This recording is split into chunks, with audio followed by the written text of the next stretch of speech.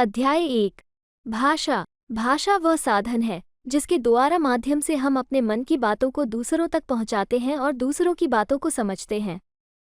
सरल भाषा में कहा जाए तो किसी भी बात को कहना, लिखना, सुनना और समझना ही भाषा है। नीचे दिए गए चित्रों को ध्यान से देखिए और समझिए। सुनना, बोलना, पढ़ना, लिखना। सुनना, बोलना, पढ़ना और लिखना ये सभी भाषा के कौशल हैं जिनके जरिए हम दूसरों की बातों को समझते हैं और अपने मन के भावों एवं विचारों को दूसरों तक पहुंचाते हैं। नीचे दिए गए चित्र को ध्यान से देखिए। अरे, अमन और चारू आ रहे हैं। वे हमें तोड़ लेंगे। अमन तो नोचकर फेंक देगा। नहीं, हमें कुछ करना चाहिए। हमें ना तोड़ो चारू, अमन, हमसे खिलता तुम्हारा चमन। प्यारे फूलों, हम तुम्हें कभी नहीं तोड़ेंगे। ऊपर दिए चित्र में दो फूलों ने आपस में बातचीत की। फिर बोर्ड पर संदेश लिखा जिसे चारू और अमन ने पढ़ा। इस प्रकार यहाँ अपनी बात को बोलकर और लिखकर बताया गया है। इसे ही भाषा कहते हैं। भाषा वह साधन है जिसके द्वारा हम अपने भावों एवं विचारों को प्रकट करते हैं। भाषा के दो रूप होते हैं, भाषा मौखिक भाषा, लिखित भाषा। 1. मौखिक भाषा।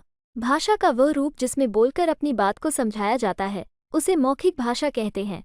जैसे नेताजी भाषण देकर अपनी बात जनता तक पहुंचा रहे हैं। रीता मेघा से बात कर रही है।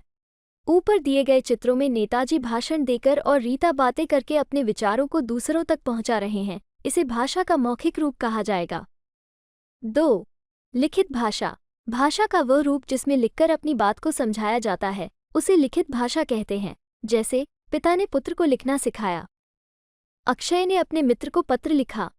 ऊपर दिए गए चित्रों में पिता ने पुत्र को लिखकर सिखाया और अक्षय ने पत्र लिखकर अपने विचारों को दूसरों तक पहुंचाया। इसे भाषा का लिखित रूप कहा जाएगा। भाषा का एक अन्य रूप सांकेतिक भाषा भी होता है। जब संकेतों द्वारा दूसरों तक अपनी बात पहुंचाई जाती है तो उसे सांकेतिक भाषा कहा जाता है। जैसे अध्यापिका द्वारा उंगलियों के इशारे से बच्चों को गिनती सिखाना। पशु पक्षियों की बोलियां। हर मनुष्य भाषा के जरिए दूसरों तक अपनी बात पहुंचाता है और उनकी बात को समझता भी है। लेकिन हमें ये पता होना चाहिए कि मनुष्यों के अलावा पशु पक्षियों की भी अपनी भाषा होती है। इसी भाषा के माध्यम से वे आपस में एक दूसरे से बातें करते हैं। वे अलग अलग आवाज़ों और शारीरिक क्रियाओं द्वारा आपस में बातें करते हैं। इसे पशु और पक्षियों की बोली भी कहा जाता है। ये भी जाने, हर राज्य की अपनी बोली होती है। जैसे पंजाब पंजाबी, गुजरात गुजराती। पशु पक्षियों के चित्रों के नीचे लिखी बोलियों को ध्यान से देखिए और समझिए। टर टर, भौ भौ, गुट गून, काव काव, म्याऊं म्याऊं, कुकडून कूं। स्मरण योग्य बातें। अपने भावों और विचारों को बोलकर या लिखकर प्रकट करना ही भाषा कहलाता है। भाषा के 4 कौशल हैं: सुनना, बोलना, पढ़ना और लिखना। भाषा के 2 रूप हैं: 1. मौखिक, 2. लिखित।